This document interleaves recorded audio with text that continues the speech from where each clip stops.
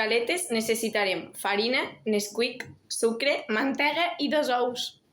I per decorar-les necessitarem colorant, pepites de xocolata i xocolata blanca. Els materials necessaris són un bol, unes espàtules, paper de forn, motlles de carabassa, un ganivet per fer la resta de motlles, una bàscula.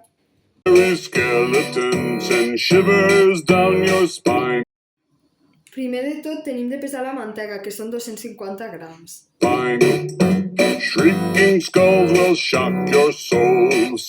continuació posem entre 150 i 175 grams de sucre.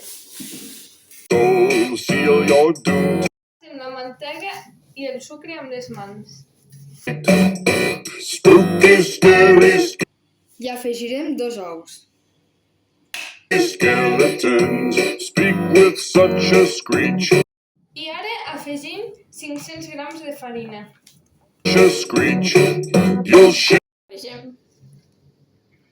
You'll shake and shudder in surprise when you hear these zombies shriek. Ara hem separat la massa en 4 parts, una més petita per fer les branques de les carabasses i les altres són per fer les carabasses, els fantasmes i les tombes. Amb una massa de les grans hi fiquem vermell i groc per obtenir el taronja. We're so sorry, skeletons, you're so misunderstood. You only want to socialize, but I don't think we should. Cause spooky, scary. A la massa petita per fer les tiges de les carabasses barrejarem groc i blau per obtenir el color verd. But I don't think we should. Cause spooky, scary skeletons shout startling, shrilly screams. Amb una de les 2 boles li ficarem el Nesquik per fer les tombes i que quedin de color marró. All the same, the smell it scrabbles slowly by and drive you so insane. Com ens han quedat les masses de les galetes. Aquesta seria per fer els fantasmes, la verda per fer les tiges de les carabasses, la vermella per fer les carabasses i la marrona per fer les tombes. Ara, a les carabasses, a la part més gran i rodona hi fiquem la massa vermella i l'aplastem. Serious, spooky, scary skeletons are silly all the same. I a la part de la tija, un trosset de verda, no n'hi fiquem molta. It scrabbles slowly by and drive you. Després d'haver precalentat el forn a 250 graus, hem ficat les carabasses a dintre. Ara hem acirat la massa marrona i amb un ganivet faré forma de tomba. Sticks and stones will break your bones, they seldom let you snooze. Ara amb aquesta massa farem els fantasmes.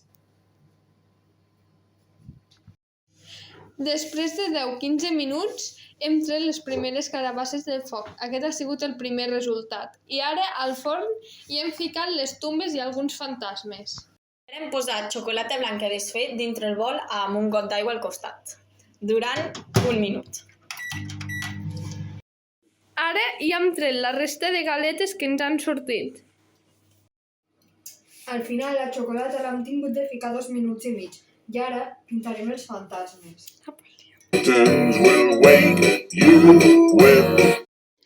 Ara els fantasmes que ja tinguem sucats amb xocolata blanca els hi fiquem pepites als ulls i a la boca.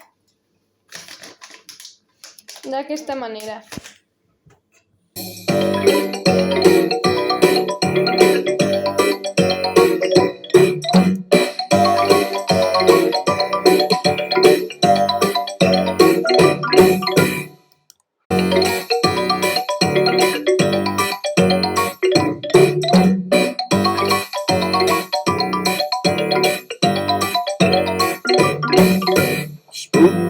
Les carabasses estan bones, tenen un gust de galeta de mantega. Les tombes estan bones, tenen el gust a galeta i un toc a xocolata. Sí que la textura ha quedat una mica més dura.